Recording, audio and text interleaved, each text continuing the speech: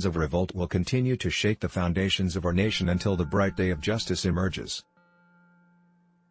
We want all of our rights, we want them here, and we want them now. Now is the time to make justice a reality for all of God's children. We must not allow our creative protest to degenerate into physical violence. Every man of humane convictions must decide on the protest that best suits his convictions, but we must all protest. We still have a choice today: nonviolent coexistence or violent co-annihilation. We must move past indecision to action. In spite of temporary victories, violence never brings permanent peace. We adopt the means of nonviolence because our end is a community at peace with itself. We will try to persuade with our words, but if our words fail, we will try to persuade with our acts. Oppressed people cannot remain oppressed forever. The yearning for freedom eventually manifests itself. We must concentrate not merely on the negative expulsion of war, but on the positive affirmation of peace. The time has come for an all-out world war against poverty.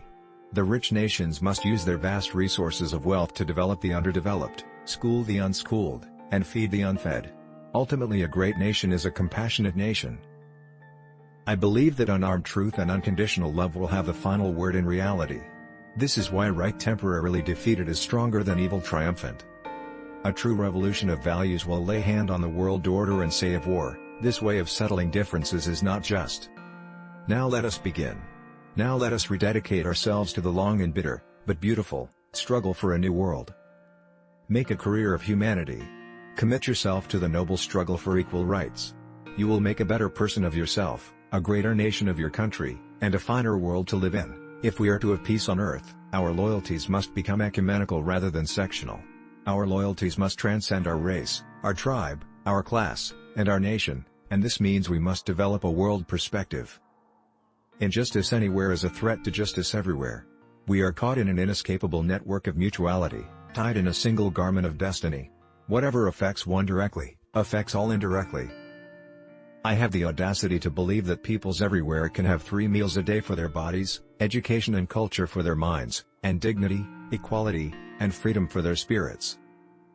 It is not enough to say we must not wage war. It is necessary to love peace and sacrifice for it. We must concentrate not merely on the negative expulsion of war, but the positive affirmation of peace.